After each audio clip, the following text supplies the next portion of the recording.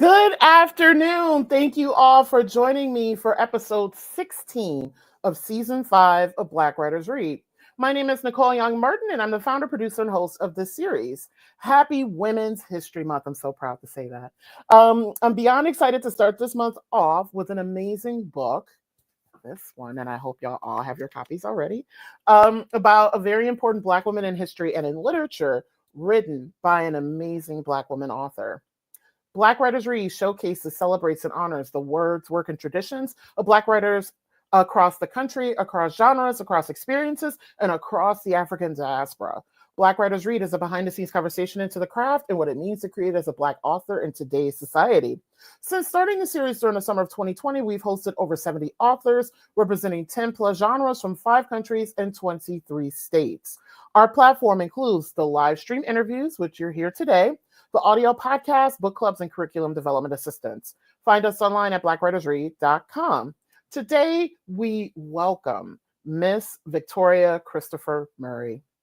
Victoria Christopher Murray is a New York Times bestselling author of more than 30 novels. You hear that, 30. She has a canon of books, y'all, including The Personal Librarian, a Good Morning America book club pick, and The First Lady's Target's 2023 Book of the Year, both of which she co-authored with Marie Benedict. She is a NAACP Image Award winner for Outstanding Literary Work for her novel Stand Your Ground, which was also a Library Journal Best Book of the Year.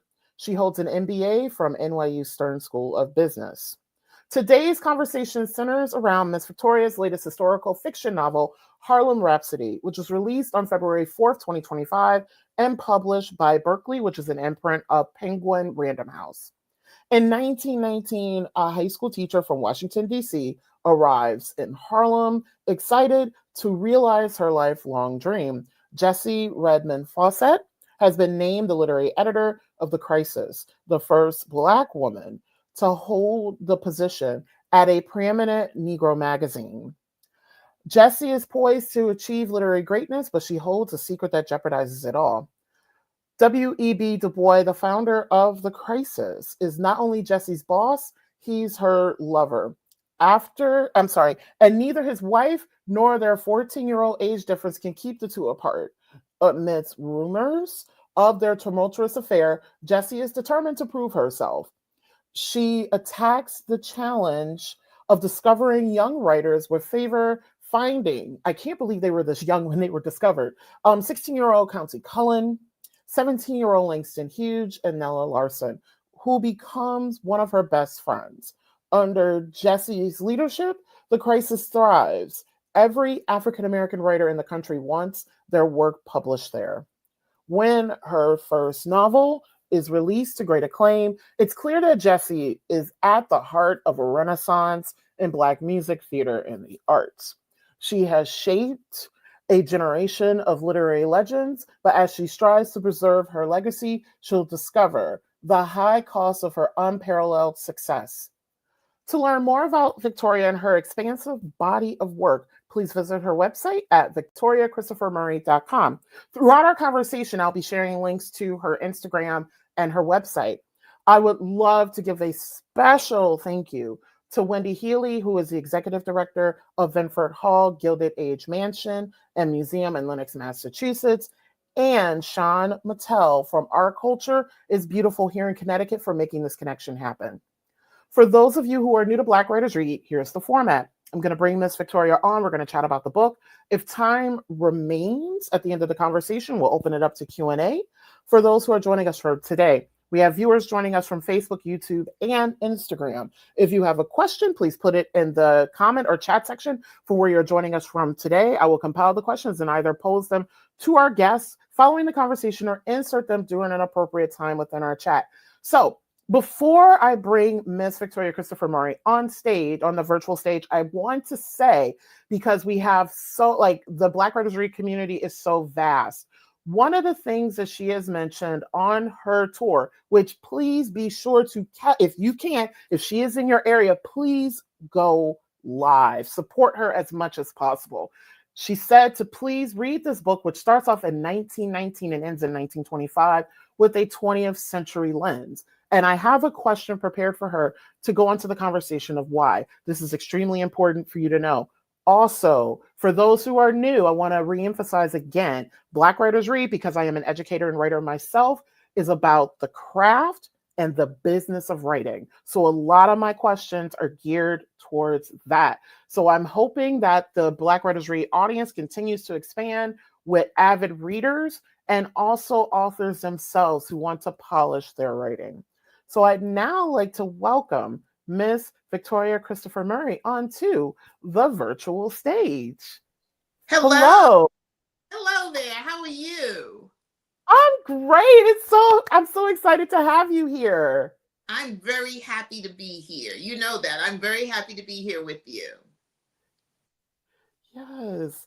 So I have a series of questions. The first question that I have for you is I always start off the conversation with wanting to learn the origin story of a book. So I would love to know the origin story of Harlem Rhapsody and why the title Harlem Rhapsody. Oh, good question. So those were two totally different things. So as you mentioned, and thank you first for having me. I am so excited to be here.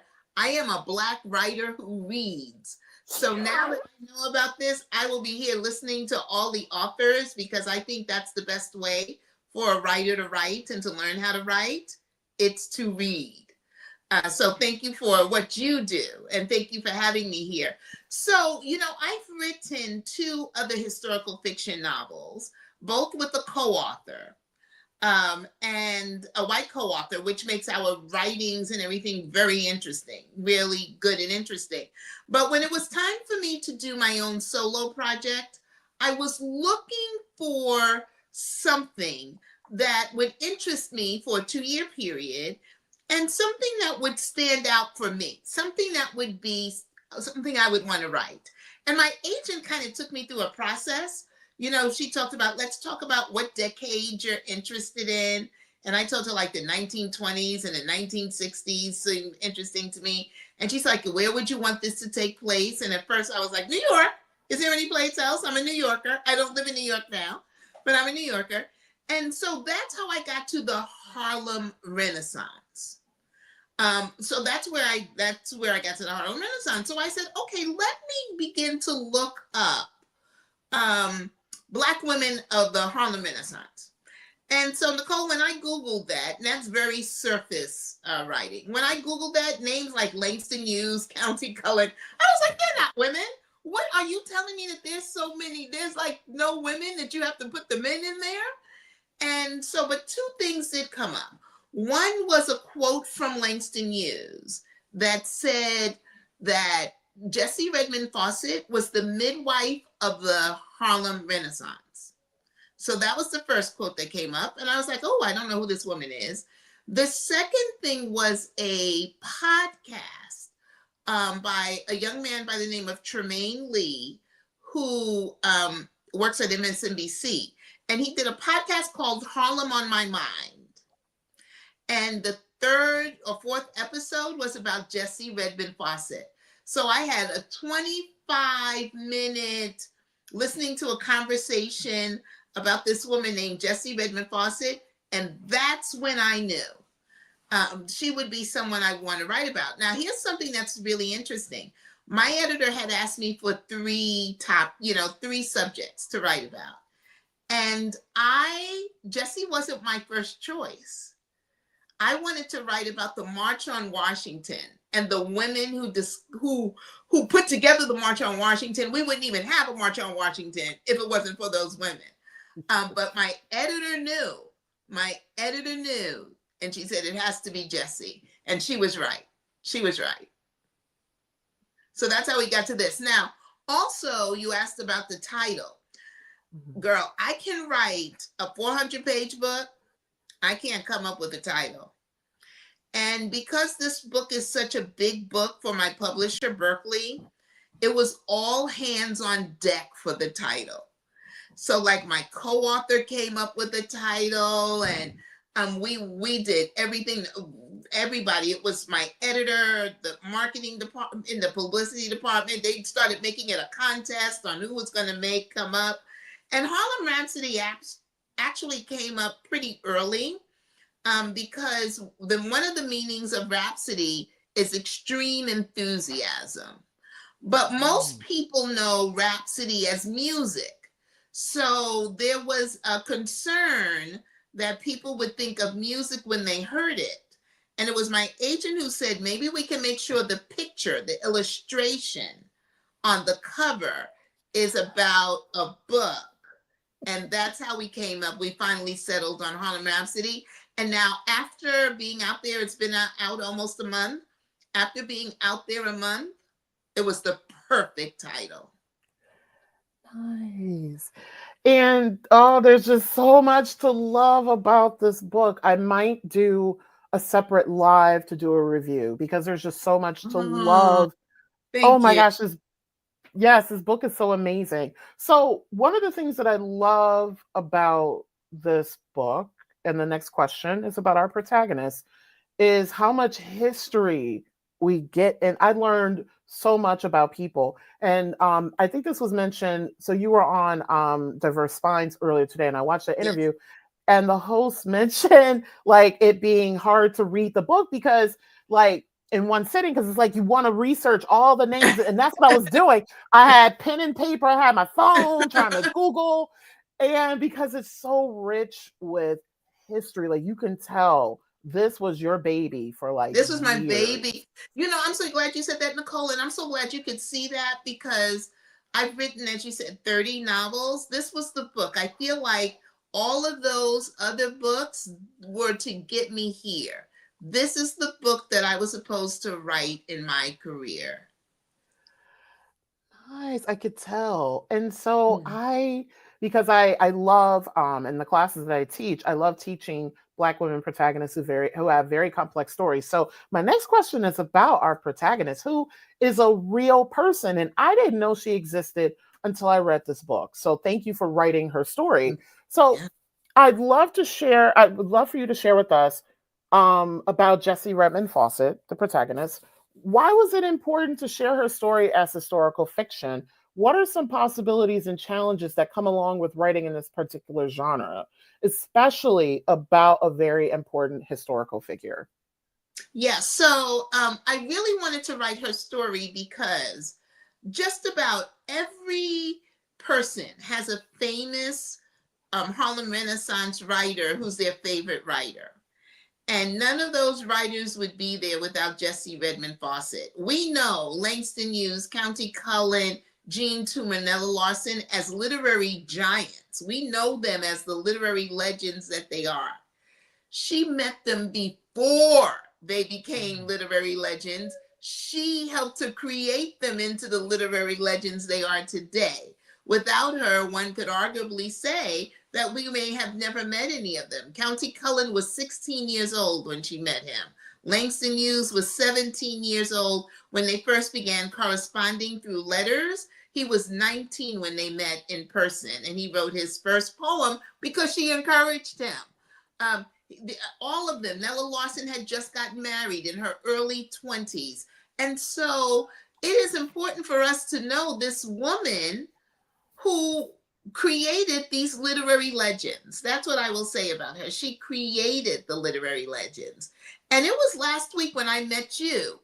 I'm not sure. I think it was off stage, but the person I was in conversation with, Nini, I was telling her that I felt so bad that I had never heard about Jessie Redmon Fauset, because I'm a writer. She's a writer. Without her, she was the foundation of everything that I was about to do.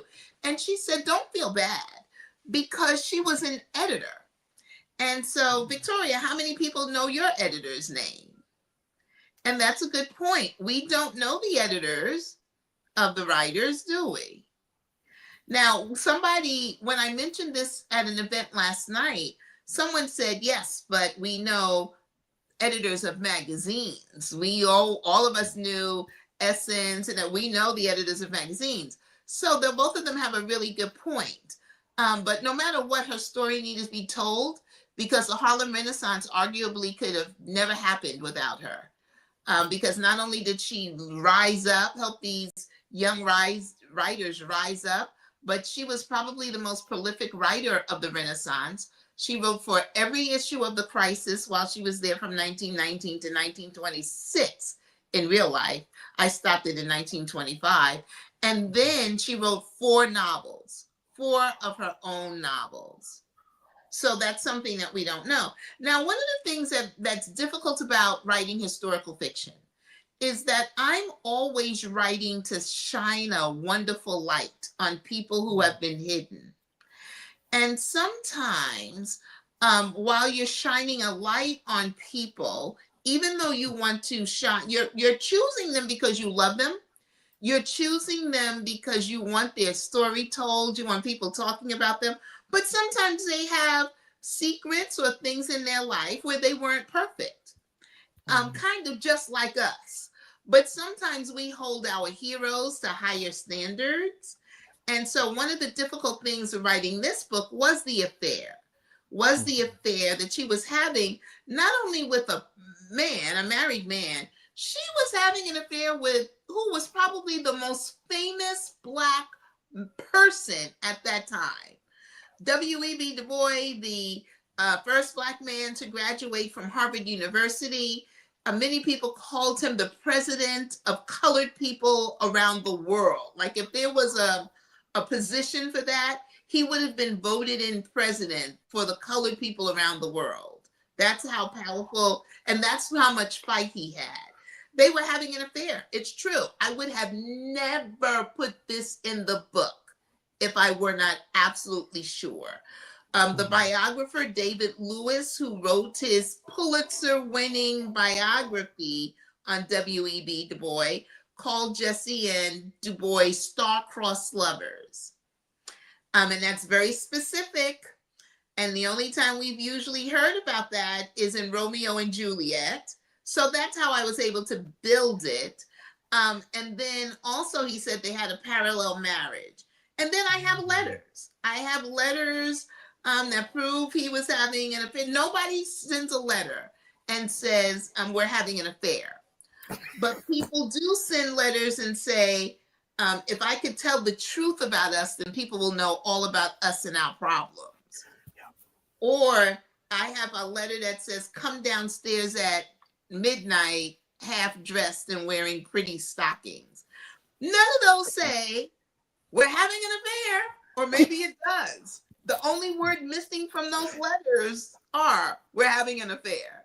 So I have that. So if it wasn't for that, I wouldn't have put it in. I did, even knowing they had an affair, at one point, talking about the challenges, I considered not including it. And right away, there were plot holes. Why did she go to New York? I would have had to make up something, make it a lie. Why did she name her book There Is Confusion?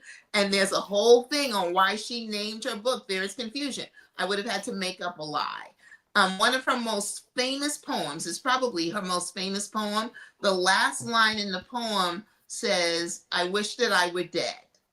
And that becomes a very important part of the book. I would have had to make up a whole thing on it. So there are some people who want to keep our heroes on the statue as if they're statues. And there's no need for us to do that because both of these people were still good people, but they were ordinary people doing extraordinary things. Yes, and thank you so much, Miss Victoria, for mentioning that, because the conversation that you and I had offline a couple of days ago is something that I've been thinking about. And I love that you've said along the tour, please, and I said this at the beginning, please read this as a 20th century reader. Yes. One, Jessie's 37-year-old is not the same as a 37-year-old now. And I remember you said a couple of times in some interviews that a 37-year-old back then, especially given the laws and the access that they did not have, would not be the same as a 37-year-old now. And then also, two, men, and I hate to say this, but men operated differently back then. And I'm like, a man as powerful as Dr. Right, as Dr. Du Bois, I'm like, he's gonna have some women. He's gonna have to win. And also, thirdly, women operated differently then too. In order to move up in careers, this is one of the reasons. This is an aside, but this is one of the reasons why I love the series Mad Men, because we start to see that shift of women going from the bombshells in the workplace, having to sleep around to make a name for themselves, to actually being able to make a name for themselves because of their career. So I want to thank you for actually including the affair. there. Yeah, and I had to go. Now, one thing about Jessie and her affair, and I wasn't able to put a whole bunch of the history in it, but she had met Dr. Du Bois in 1903 in terms of a letter. In January 3rd, 1903, her father passed away. It is so interesting to me that 3 days before the end of the same year, fact, I didn't make this up, fact, she reached out to W.E.B. Du Bois. And so from 1903 to 1914, they were, and I'm using this word because I can't think of another word, they were pen pals. It was, there were no telephones, it wasn't easy to do trips to, so they went, he helped her get into Fisk University as a teacher, her first teaching job. He encouraged her to go get her master's degree. He encouraged her to go to La Sorbonne in France to learn more of the language. He was like a mentor, an encourager, a motivator. And then they met. And so they already had a solid friendship. I don't think there were any sparks or anything at that point, because he was 14 years older, helping this young college, because she had just graduated from college. She was in college the first time she reached out to him. But I think once they met and the kind of work they were doing together, I think it was, I don't want to say inevitable, but like you were saying, he was a man of the culture at the time. Yes. He was a man of the culture. And also for some of us who had an opportunity to study his work in graduate school, there were mumblings amongst our little communities. We were like, people talk. Yeah, people knew. Mm-hmm. And as I said, I'm not revealing anything. I got it from historians. This is the first time it appears in fiction. And maybe the fear is that this book could go on to sell 1 million copies, and I know it will. But I can't believe I just said that. Maybe I'm manifesting something, because I said I please manifest it. Yeah, I didn't even say I hope it will. I said I know it will. But the thing is that I told the truth. Even before I was writing historical fiction and I was just making up characters, I always told the truth of the character. And so you have to, I have to, as a writer, include the fullness of the character. No one is all good and no one is all bad. And so you could find the worst murderers out there who are mama's boys, and they will do anything for their mother. So I always want to include the fullness of any character. And I decided, as difficult as it was, I decided, you know what? This might be an opportunity for people to see that he was an ordinary man, but he did extraordinary things.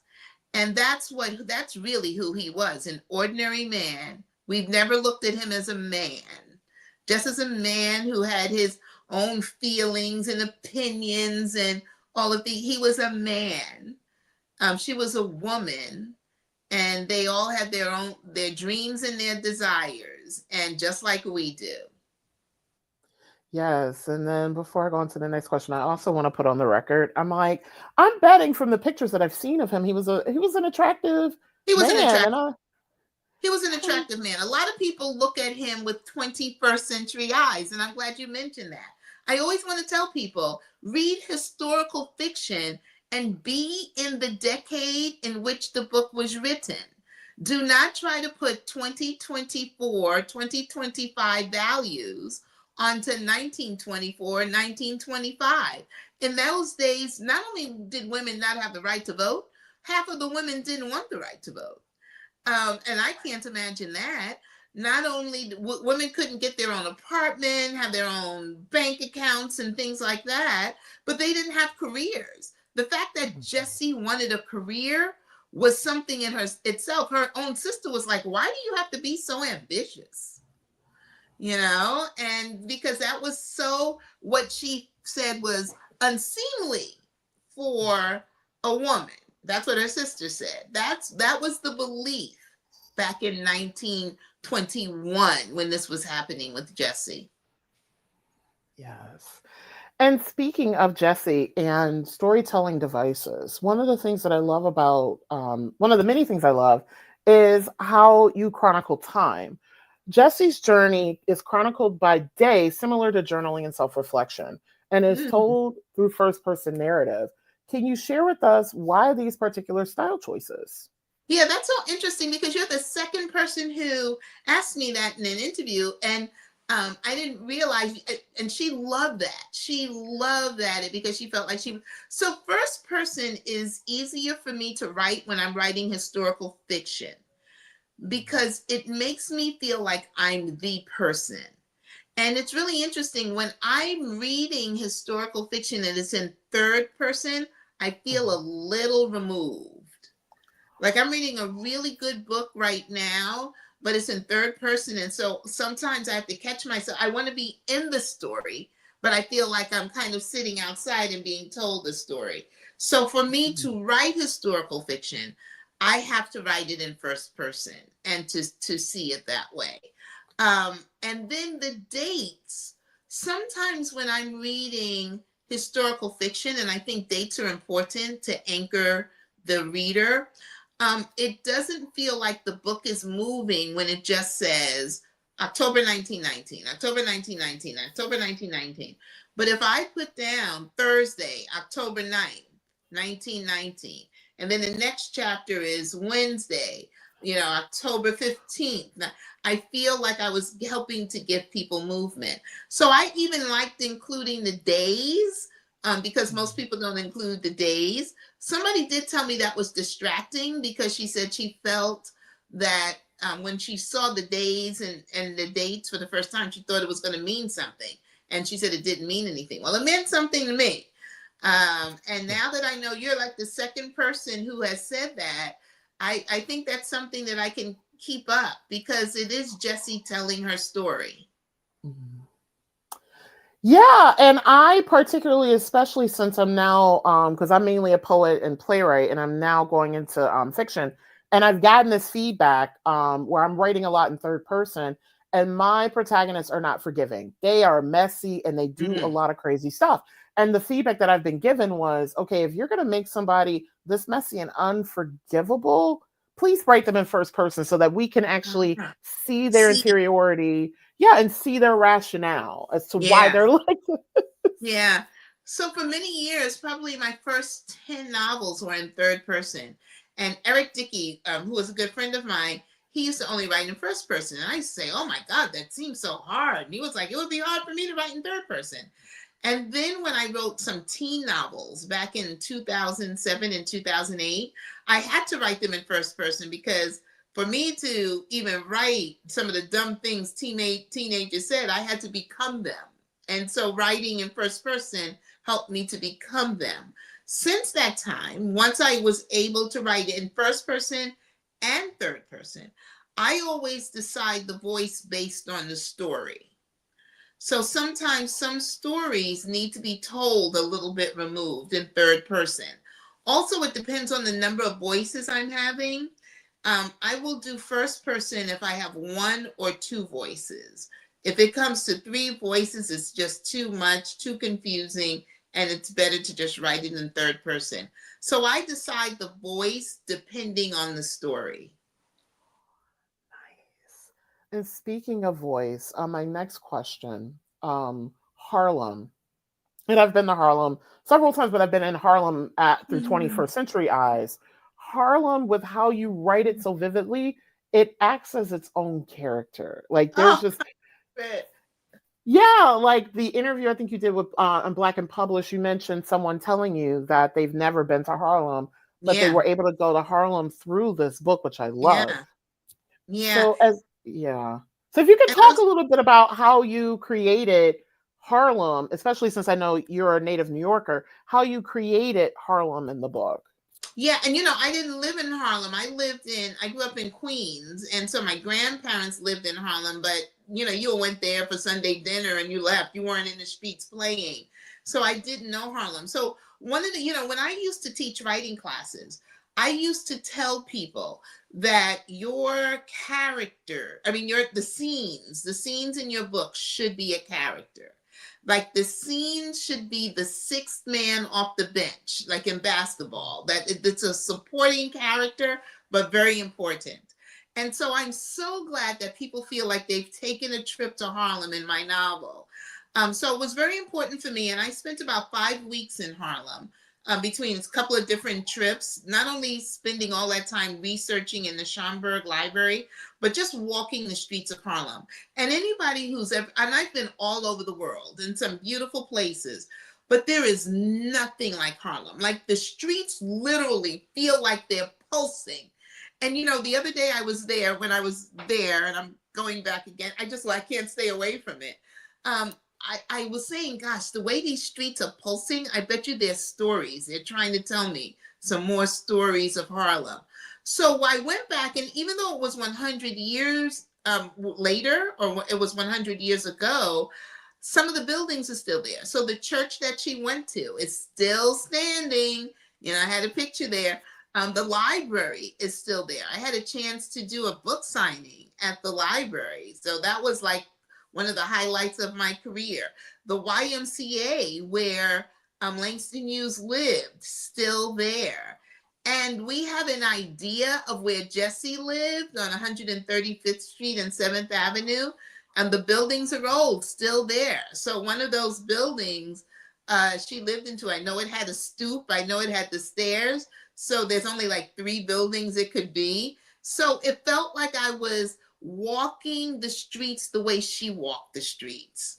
I knew how far she lived from the library. I knew how far that was from the YMCA, everything. And I think anybody who's writing any book, whether it's contemporary or historical, should make the settings a character, should make it the sixth man off the bench. And the way you do that is by immersing yourself in it. And then I say everything is all about the 5 senses when we write. So most of the people write with just sight and sound, just hearing and seeing. But what did Harlem smell like? What did it taste like? What did it feel like? And that's what I tried to put into the story. Prior to today's, so we're going to transition a little bit. Prior to today's conversation, we had a chance to talk about your relationship with your publisher, Berkeley, which is an imprint of Penguin Random House. I love this story. Since Black Writers Read is about the craft and business of writing, I would love for you to talk about the very special relationship that you have with your publisher. If somebody were to ask me what one thing Berkeley could do for Harlem Renaissance, there is nothing. They have thrown everything and laid it on all out. And the thing that's really good is Nicole, I've had a blessed career in writing. I spent most of my career, most of those 30 books are with Simon & Schuster. And I was with an imprint, Touchstone, and then Gallery. But that's where I spent most of my career. And they were so supportive of me. They were so supportive. They knew one day I was going to break through. I had bigger tours than anyone, a lot of support. But what I didn't have and what I have now is beyond support, I have advocacy. And what I mean by that is that we've run into a little bit of, not a lot of it, but a few instances of racism in publishing. And my publisher and all the people on the team, all white, are I can't speak for them, a little surprised at some of the things and a little pissed off about it. and they're fighting for me. Like they're making phone calls and saying, are you kidding? Is this how you're going to treat the author of the Personal Librarian? And so I've never had the advocacy. I've always had the support. You know, we're behind you. We hope you're going to do well. But I've never had the advocacy where people have to make an extra effort. It's not their job. They have to make an extra effort to pick up the phone and say some things to people that I wish I could say, you know, and get it done. And I couldn't be at a better place. It's almost as if God put everything in place for not only this book, because this book feels like the beginning of my career. After all these years, this book feels like the beginning of my career, but for the books that will come after this. This is such a great segue into the next question. Yes, you've written over 30 books in Yeah. various genres. Your canon of literature is quite expansive, including Black Christian fiction, co-authorships, and your NAACP Image Award-winning novel, Stand Your Ground, which covers themes such as race, motherhood, marriage, and vigilante justice. Your latest novels have been historical fiction, including First Wives. I'd love to know what draws you to historical fiction, and how do you hope to evolve your canon and body of work through this particular genre? No, thank you. And this is where I'm going to stay. You know, this is where, because I think I was put here for a time such as this. Because as people are talking about erasing history and banning history and everything, one of the things I've come to discover is that a history untold is a history erased. And what I mean by that is that Jessie had been pretty obscure. You know, people didn't know who she was. And just a few more years of just not telling her story, soon she would have been completely erased. You know, when you get into 150 years later and 200 years later, she would have been erased. And so her story would have been untold. And when it was untold, that makes it easy to erase. And as people are now trying to erase us and tell us our history is not important, that's why I think I'm here at this time. Because the more they talk about banning and not discovering, the more I'm going to dig and discover. The more they talk about banning, the faster I'm going to write. The more I'm going to dig and write. I'm going to do what W.E.B. Du Bois said in Harlem Rhapsody, and what he said in his life is that my art, I'm going to use it as activism and just tell these stories that we must tell, as it feels like we're moving away from the written word, and we cannot. So this is where I'm going to stay. What I'm going to do is keep looking for all these discoveries, and there's so many women that have been hidden and have had important stories. I'm going to keep looking for stories where when they pick up the book, they go, who knew? Who knew? And that's what I want to find. I want to find all the who knew women, all the who knew Black women. Yes. And this is a great place to put in a question that we received from the comments. Your books explore forgotten women in history. Who would you like to explore next? And are there any other forgotten women whose stories need to be told? Oh, yeah, there's a whole bunch of forgotten women. And here's the thing, I don't know them yet. I don't know them yet. I'm going to write about women that I don't know, because I know if I don't know them, you don't know them. So there are a whole bunch of people. Now, Marie and I are getting ready to, our next novel comes out next summer. And all I can say about the next story is it's about a Black woman and a white woman and the mob. Yes. I know. And it's a real, again, just what we do. We found this hidden figure, and it's going to make you say, who knew? How come I didn't know? Who knew? For my next solo project, I'm looking at a number of different things. I'm looking at historically Black beaches. Like a lot of people know about historically Black colleges and universities, but there were Black beaches because we were not allowed to go to of the beach. So there's the Inkwell and Martha's Vineyard. And then I'm looking at something where I saw two Black women, two sisters, created the Black Sag Harbor. It's just crazy that we didn't know that. Sag Harbor. So those kinds of stories, there are lots of stories. When somebody said, are there any other hidden women? There are a whole bunch of them, but I can't tell you who they are because they're still hidden. Yes, very much so. I have two more questions for you. So one of the things that I got this from I have a couple of book coaches and book doulas, Lisa Pegram, who has been on the series and she's helped me so much with Black Writers Read. One of the things she always advises me to do when I pick up a book is go straight to the acknowledgments and thank yous. And that was the first thing that I did with this book. And she was like, take note of the community that it takes to birth a book. And your acknowledgement section is so beautifully written because you just give so many people and communities flowers because people aren't self-made. And Yeah. and you make a really good point to point out the people who, so you've done all the writing and all the research, but to get to here, it takes to get to that book. And I think that's the first thing I say in my acknowledgement. So that's so interesting because I think I say something like, when I wrote my first book, let me look at I think this is a sentence. When I wrote my first novel 25 years ago, I realized it had taken an entire village to get my book from a thought in my head to the bookstore shelves.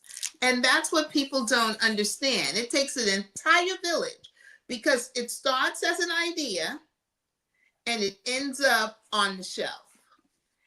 And probably more than half of the work is not me. I take it from the thought and I put it on the page, but who makes it good on the page? My agent and my editor. And then from after my agent and editor, it goes to a copy editor. And then from the copy editor, this time I hired an historian to work on it as well. After I read it, I hired a historian to go through it, and she found some good things and made sure. And then from there, it goes to the typesetter. And while the typesetter is putting it together, they hired, the thing about this cover that's so amazing is that usually they use stock photos, and with AI, you could make it look like something. They actually hired someone to paint this. The painter's name is on the back cover. So people can go and look him up and look at his work. But I've never heard of a cover that's been painted. They wanted a Harlem Renaissance painting. And so I think that's fascinating. It's a painting. It's just a gorgeous cover. And how he even got to the colors, because who would ever think that orange, green, and burgundy would go together? He looked up the colors of the Harlem Renaissance, and so chose colors that he thought, and this stands out. This stands out on any bookshelf because it doesn't look, because we don't have a whole bunch of orange covers, and you don't put green with orange. Everyone knows that doesn't go well, right? That does not go well together. But then look at this beauty. And so it takes a village. It takes a village. No one writes a good book alone. No one. Yeah. The next to last question that I have for you, because you shout out your agent in the book, y'all have been working together for 15 years. That's a long time. Can you talk about that again, because we talk about the business of writing? Can you talk about that relationship and how you found one another? Yeah. So my first agent, I've only had 3. My first agent I found by going into the bookstore, reading the acknowledgement section of books that I thought were like mine, because people get rejection letters from agents and they don't realize why they're getting the rejections. They're getting the rejections because that agent doesn't do that kind of book. It doesn't have anything to do with your work. So I went into the bookstore looked at books that looked like mine, or I thought were like mine, and I copied down their agent's name because everybody thinks God, their mother, and their agent. And so I copied that all down. Then I went to a book. It was an actual book, but you can get it online now, for the Guide to Literary Agents. And I cross-referenced those agents. And so then I took what I assumed to be the top 4 based on the novels, and I wrote to 4 of them. And one I've never heard from to this day, 25 years later. One told me no, and Marie Brown and I are friends to this day. And whenever we're any place together, she'll get up on the stage and say, Victoria's going to come up here and talk about how I told her no. Yes, I did. I made a mistake. So that's fun. And 2 said yes. And then I chose one, Denise Stinson. About 2 years into my career, Denise went to do something else. And I ended up with one of the biggest agents in New York, Elaine Coster, who really helped my career to get off the ground. And I ended up with her because one of my friends, Kim Roby, had her as an agent. And so she was interested in me. And then Elaine, who was one of the biggest agents in New York, had a group of women that she worked with, and she was like their mentor. And I would still be with Elaine today, except she passed away. And when she passed away from breast cancer, the women that she worked with, who were like her proteges, one of them reached out to me. And my editor was saying, this is a good one, Liza Dawson. And so that's how we're together. I'm trying to think if I ever signed a contract with Liza. I think I signed one contract with Elaine. We just go on. And the thing that Elaine and Liza have done for me is that they are more than agents. You know, agents are the ones who go to the publishers and pitch your idea. And they're the ones that when something bad is happening, they're the bad guy. They're the bad cop. You could be the good cop. But one of my agents, both Elaine and Liza, have been career planners. They have helped me to look for things beyond just writing. They're always looking for the next thing down the road. And where do they want Victoria to be in 5 years? And how do they want to see me grow? And Liza has put together this whole career for me. Yeah. I couldn't have put this career together. That was her job, to look for that. And it's really, nice. My Liza and her husband came to my launch party for Harlem Rhapsody, which was held at the Kennedy Center here in Washington, D.C. So that was kind of cool. And Liza's husband was telling my sister, yeah, we wish all of our clients could make us as much money as Victoria. So one of the things that I absolutely love about my agent too is that it's never just been about her being an agent and selling the next book. It's been, what could she do to build Victoria's career? And that's what she's done. Which I also want to point out, your brand is phenomenal. When you go to the website, when you go to your social media, you have a very consistent brand. Oh, excuse me. Shouldn't have taken that sip. Oh, no. I'm fine. It just went down the wrong pipe. Because I was going to try to talk while I was drinking. But I tried to. No, I'm good. I tried to brand Victoria Christopher Murray. And that's what I did. And even my agent helped me with that.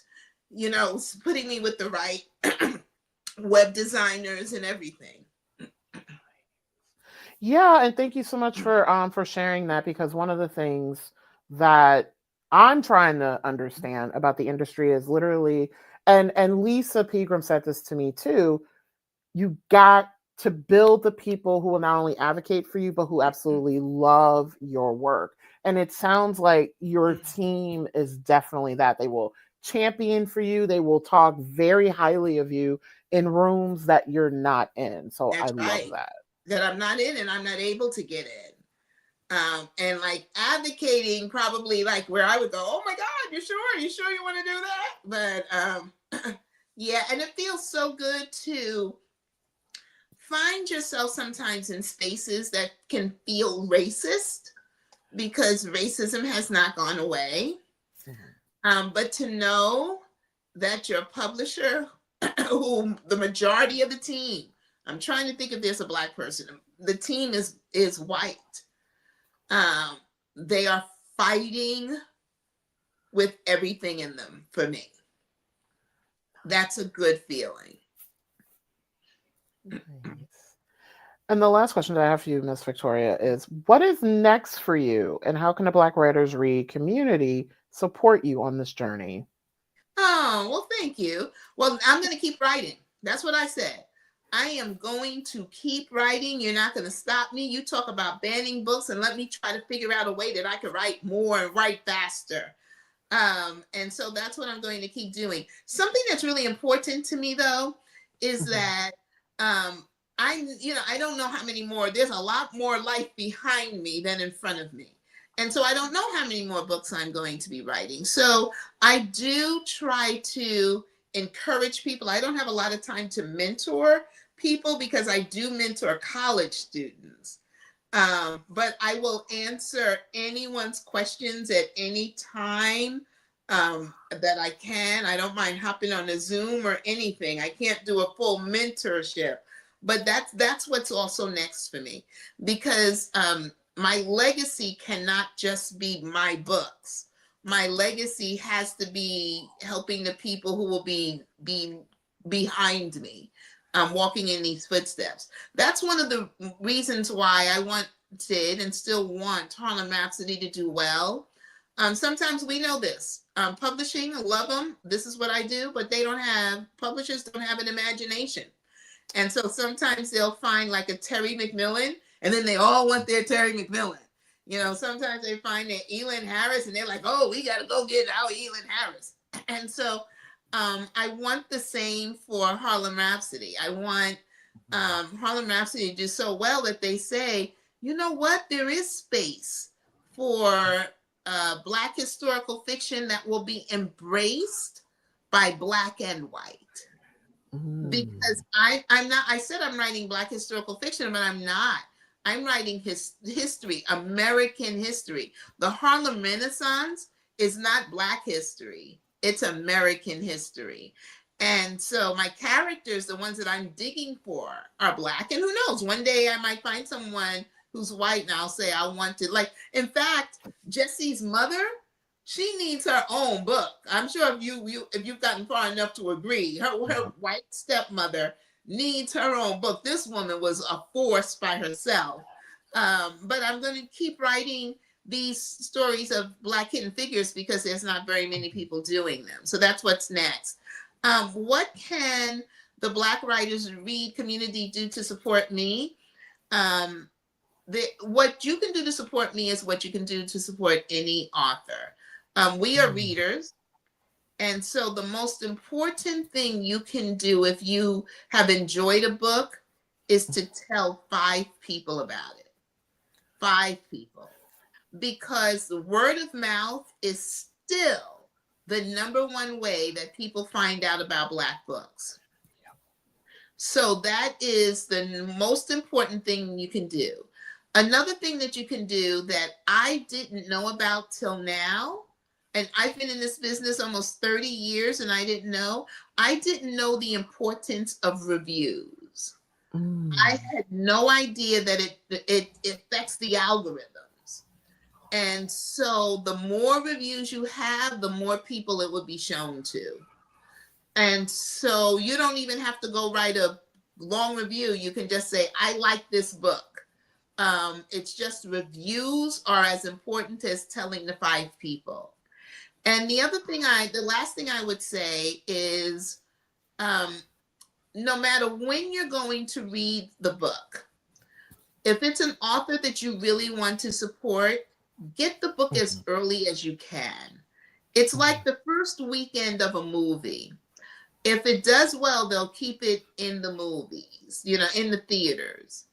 But if it doesn't do well, they'll take it off the shelf.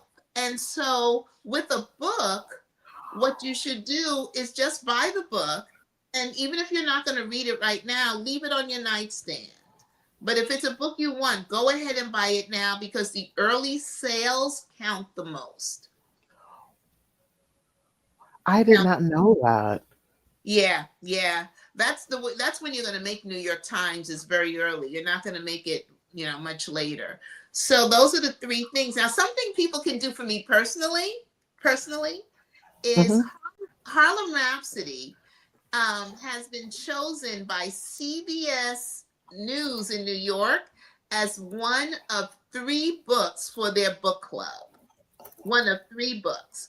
And it has to be it's a reader's choice club. And so people can go vote for Harlem Rhapsody to be the book that's chosen.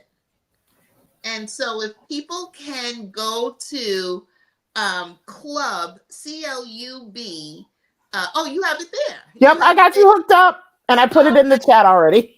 Oh, okay. So if people could vote, it lasts through tomorrow. So today and tomorrow. I think you can only vote once. Some people were able to vote 2 days, in a row and on different devices. But if people could vote for me, I would greatly appreciate it because I want to take Harlem Rhapsody and Jessie Redmon Fauset back to New York. So you can live anywhere to vote. Yes, thank you for mentioning that. I had that queued up. I was like, yep, I got to make sure that people see this. Thank you. But the other things it will help not only me, but every other author. And just how you didn't know about how important it was to buy the book early, I didn't know about the importance of reviews. I did not know. And so even if you're a person that reads the book early, if you get the galleys early, leave a review. People, everything from publishers deciding how many books they will print determines that. Wow, thank you for mentioning that because I did not know because I know a lot about movies, but I didn't realize that about It's books the same either. Same thing for books. Same exact thing. And also, I recommend people recommend your local library to carry this book. I also recommend book clubs, and then lastly, one thing I didn't get a chance to share with you off air. So I recently started Black Writers Read bookshelves at different colleges in the region. Ooh. What was happening, I would buy the book to read before I have my guest on. And we have an open floor plan in our house. And my husband was like, there are too many books around this house. We're tripping on stuff and things like that. Right. And I was like, okay, what can I do with these books? And so I reached out to, I'm an adjunct professor, so I teach at different colleges. And I reached out to some of them. Yeah. And I was like, hey, would you like to? So I ended up buying, every time I have a guest on, I buy the books and I add them to the bookshelf so that students can read your book. Oh, I love that. I'm hoping that in the fall, after I get past this part of my tour, in the fall, I'm trying to figure out how I can do a college tour because Harlem Renaissance is so important. And so I'd love to come speak at your school or so. So I'm trying to figure that out. Yes, let's definitely stay connected because I would love to bring you to the region again, which also, folks, if you are near Western Mass, you will have a chance to hear Victoria Christopher Murray in person. She'll be at Westfield State University on March 18th at 4 p.m. I'm going to go ahead and share that link in the chat as well. Boy, you did your research. Yes, I did. You did. So thank you so much. Yes. I was like, yes, I did my research. But also too, I want folks, because I've had a chance, I even watched per your recommendation, your interview with the Schomburg.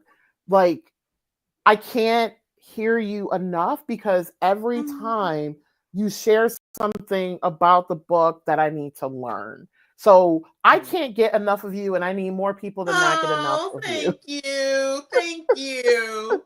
Thank you. Because I always say, why is somebody going to listen to me twice? But thank you. I will listen to you. And also too, you're just so much fun to talk to. So I'm just like, of course I'm going to listen to you more. Oh, well, I was so thrilled to be on here. I mean, when Wendy introduced us, I was so thrilled. Like I could not get your number fast enough to come in. I'm very, very happy and pleased to be here with you. Thank you. This means so much. And thank you for also autographing my book. It means so much to have this book. I cannot wait to continue reading it and talk about it with other people.